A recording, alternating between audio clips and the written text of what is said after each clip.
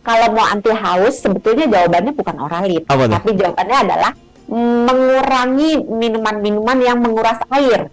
Misalnya tadi ya, yang tinggi gula, yang tinggi garam, yang mengandung kafein. Itu kalau dibatasi, kita awet haus, nggak akan haus-haus sampai sore. Oke. Terus tips anti haus yang lain lagi adalah mengurangi jumlah keringat yang keluar.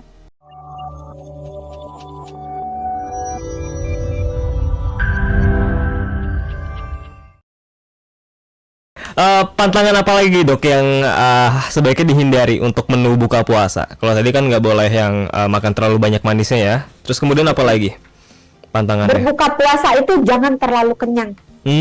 Karena perut kita kan habis ngaso ya, habis liburan sepanjang hari gitu. Jangan dikagetin dengan dikasih langsung leburan gitu. Oke, jadi buka puasa itu jangan langsung makan makanan berat ya dok ya?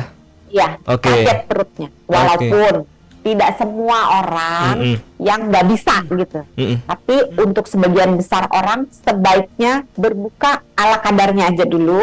Kemudian sholat dulu. Setelah 1 jam, 2 jam baru makan yang sesungguhnya gitu. Jadi berbuka hanya sekedar untuk membatalkan puasa, untuk mengisi perut, tapi tidak untuk mengenyangkan. Oke, jadi spare time yang sebaiknya dilakukan adalah kasih jarak waktu atau spare time-nya 1 jam minimal ya, untuk bisa makan makanan berat ya. Berarti ya mungkin jam 7 gitu ya, pokoknya habis sholat maghrib langsung siap-siap untuk makan berat. Oke, kalau gitu mitos yang selanjutnya nih dok, bener nggak sih kalau ini sempat rame 2 tahun yang lalu, tahun kemarin, kalau minum Oralit itu pas sahur katanya bisa bikin kita jadi tahan haus seharian. Nah pertanyaannya bener nggak sih dok, kalau minum Oralit itu bisa bikin kita jadi anti haus seharian? Kalau mau anti haus, sebetulnya jawabannya bukan Oralit, tapi jawabannya adalah mengurangi minuman-minuman yang menguras air. Misalnya tadi ya, yang tinggi gula, yang tinggi garam, yang mengandung kafein. Itu kalau dibatasi, kita awet haus, nggak akan haus-haus sampai sore. Terus tips anti haus yang lain lagi adalah mengurangi jumlah keringat yang keluar. Jadi kalau misalnya lagi berpuasa, sedapat mungkin ada di dalam ruangan, jangan berjemur gitu. Terus kalau mau olahraga misalnya, olahraga usahakan di tempat yang sirkulasi udaranya bagus, menggunakan pakaian yang nyaman. Terus aktivitasnya dibatasi supaya keringat itu tidak keluar terlampau banyak. Terus jangan juga membuat aktivitas-aktivitas yang memungkinkan kita kena diare. Karena kalau kita diare, kan cairan keluar juga banyak gitu. Nah itu juga membuat kita mudah haus gitu. Terus kalau untuk Oralit, sebetulnya gini, di dalam Oralit itu ada air, ada gula, ada garam.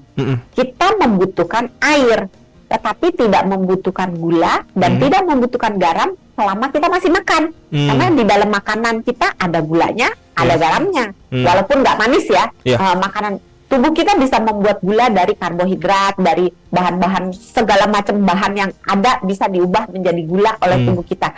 Nah kalau kita nggak butuh gula dan garam, kita kasih gula dan garam, maka untuk orang-orang yang nggak butuh, jadi kelebihan dong gula dan garam, ya kan? Nah kalau kelebihan gula ujung-ujungnya apa? Diabetes kan? Kalau kelebihan garam ujung-ujungnya apa?